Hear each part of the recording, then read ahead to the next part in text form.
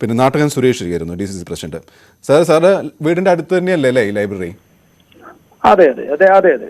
നമ്മളതിന്റെ visuals കാണുമ്പോഴേ മഹാത്മാഗാന്ധിയുടെ പേരിലുള്ള ലൈബ്രറി ഇങ്ങനെ കിടക്കുക എന്നൊക്കെ പറയുന്നത്, അതും അക്ഷരനഗരിയായ കോട്ടയത്ത് എന്ത് ചെയ്യാൻ പറ്റും സാർ?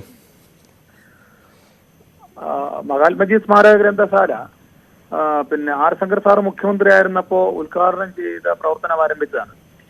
ഈ നാട്ടിലെ ഒരുപിടി വായനാശീലരായിട്ടുള്ള മഹാന്മാരായിട്ടുള്ള ആളുകൾ ഒട്ടേറെ കഷ്ടപ്പെട്ട് പിന്നെ സ്ഥാപിച്ചതാണ് അത്.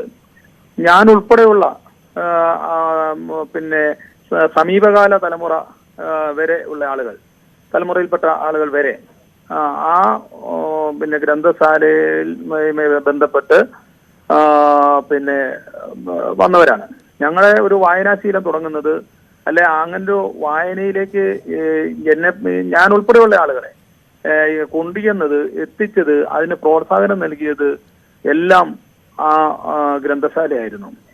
ഒരു ദിവസം പോലും ഞങ്ങൾ ആരും അവിടെ പോകാതിരിക്കില്ല, ഒരു ദിവസം പോലും മുടങ്ങില്ല. അത് ആഹാരം കഴിച്ചില്ലെങ്കിലും വൈകുന്നേരം ആകുമ്പോൾ, സ്കൂൾ കാലം മുതൽ വൈകുന്നേരം ആകുമ്പോൾ ഗ്രന്ഥശാലയിൽ പോവുക, പത്രങ്ങൾ വായിക്കുക, ബുക്കുകൾ എടുക്കുക, വളരെ വാശിയോടുകൂടി അത് വായിച്ചു തീർക്കുക, അങ്ങനെ ഒരു കാലമുണ്ടായിരുന്നു. അപ്പൊ ഒരുപക്ഷെ നമുക്കൊക്കെ ഇപ്പോഴും എന്തെങ്കിലും ഉള്ളിൽ കിടപ്പുണ്ടെങ്കിൽ അന്ന് അവിടെ നിന്ന് ലഭിച്ചിട്ടുള്ള, ആ വായനയിൽ നിന്ന് ലഭിച്ചിട്ടുള്ള അറിവാണ്. പക്ഷെ പിന്നീട് ഇങ്ങോട്ട് വന്നിട്ട് അത് ഗ്രന്ഥശാല ചില ആളുകളുടെ കൈകളിലേക്ക് മാറുകയും അവർക്ക് ഗ്രന്ഥശാല എന്നുള്ള ആ താല്പര്യം വിട്ടുപോവുകയും അവരുടേതായ ചില പരിമിതികളിലേക്കോ അല്ല സങ്കുചിത ചിന്തകളിലേക്കോ അത് തളയ്ക്കപ്പെടുകയും ചെയ്തു. പിന്നീട് ഇങ്ങോട്ട് വന്ന് അപ്പൊ ആ ഒരു സാഹചര്യത്തില് അവിടേക്ക് ആളുകൾ വരാനും വായിക്കാനും ഒക്കെ, പിന്നെ ഒരു തലമുറയുടെ പ്രശ്നമുണ്ട്, പുതിയ തലമുറയ്ക്ക് അതിനുള്ള താല്പര്യക്കുറവിന്റെ പ്രശ്നം കൂടെ വന്നിട്ടുണ്ടാകാം എന്ന് എനിക്ക് തോന്നുന്നു. ഏതായിരുന്നാലും പിന്നീട് അതിന്റെ ഒരു അധപ്പതനം ആരംഭിക്കായിരുന്നു. അപ്പൊ ഞാൻ പല പ്രാവശ്യം ആ കാര്യത്തിൽ ഇടപെട്ടു, പല പ്രാവശ്യം ഇടപെടുകയും നിലവിലുള്ള ഭരണസമിതിക്കാരോട് നിങ്ങൾക്ക് മര്യാദയ്ക്ക് കൊണ്ടുപോകാൻ കഴിയില്ലെന്നുണ്ടെങ്കിൽ ഇട്ടിട്ട് പോകണമെന്ന് ആവശ്യപ്പെടുകയും ഗ്രന്ഥശാല താലൂക്ക് ലൈബ്രറി കൗൺസിലുമായിട്ട് നിരന്തരമായി ബന്ധപ്പെടുകയും ഒക്കെ ചെയ്തു. പിന്നീട് ഇടക്കാലത്ത് ഞാൻ തന്നെ അതിന്റെ ഒരു ഉത്തരവാദിത്വം അവിടെ എല്ലാവരും കൂടി ചേർന്ന് അതിന്റെ ലൈബ്രറി കൗൺസിലൊക്കെ ബന്ധപ്പെട്ട് അതൊന്ന് പുനരുദ്ധരിക്കുന്നതിനുള്ള കാര്യങ്ങൾ ചെയ്യണമെന്ന് എന്നോട് ആവശ്യപ്പെട്ട് ഞാൻ ഇടക്കാലത്ത് അതിനു വേണ്ടിയിട്ടുള്ള വലിയ ശ്രമം നടത്തി. അവിടെ ഉണ്ടായത് താലൂക്ക് ലൈബ്രറി കൗൺസിലും ജില്ലാ ലൈബ്രറി കൗൺസിലും അതിനെ രാഷ്ട്രീയമായി കാണുകയായിരുന്നു. CPM-ന്റെ നേതൃത്വത്തിലാണ് താലൂക്ക് ലൈബ്രറി കൗൺസിലും ജില്ലാ ലൈബ്രറി കൗൺസിലും എന്ന് നിങ്ങൾക്കെല്ലാം അറിയാം.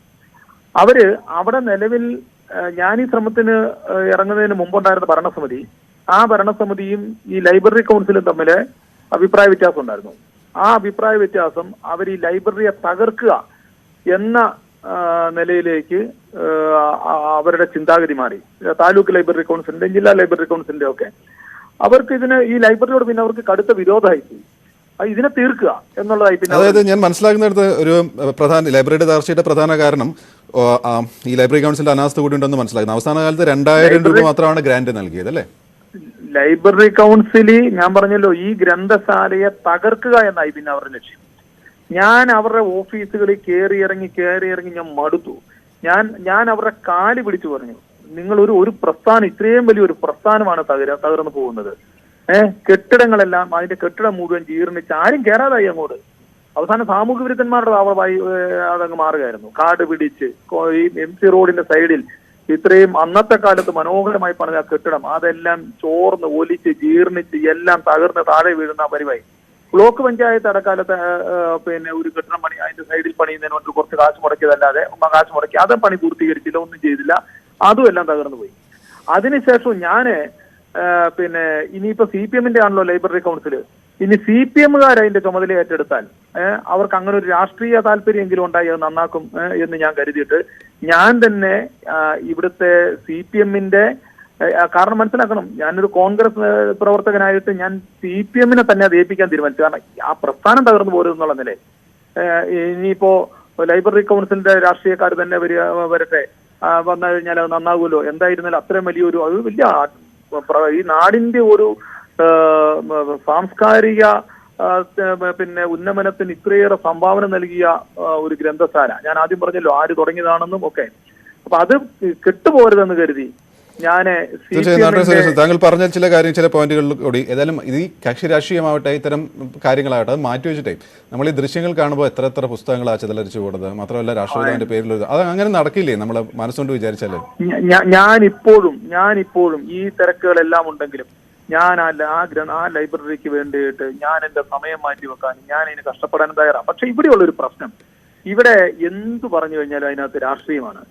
CPM-ന് എന്ത് വന്നു കഴിഞ്ഞാൽ അവർക്ക് രാഷ്ട്രീയമാണ്. അപ്പൊ ഞാൻ അവസാനം ഞാൻ പറഞ്ഞല്ലോ, ഞാൻ തന്നെ ചിന്തിച്ചു ഇനി രാഷ്ട്രീയമെങ്കിൽ രാഷ്ട്രീയം അവരെന്തെങ്കിലും ഇനി നേടിക്കൊണ്ട് പോകുന്നെങ്കിൽ പൊക്കോട്ടെ, എന്നാലും ഗ്രന്ഥശാലയോടെ നന്നായിട്ട് വരും. അല്ല, അല്പം മുമ്പ് നമ്മൾ CPM ലോക്കൽ സെക്രട്ടറിയെ സംസാരിച്ചു, അദ്ദേഹം വളരെ കാര്യമായിട്ട് തന്നെ പറഞ്ഞു എങ്ങനെ എന്തെങ്കിലും നന്നാക്കണം, ശരിയാക്കണം, നമ്മുടെ നാടിന്റെ ഒരു ആവശ്യം എന്നുള്ള രീതി തന്നെയാണ് അവർ സംസാരിക്കുന്നത്.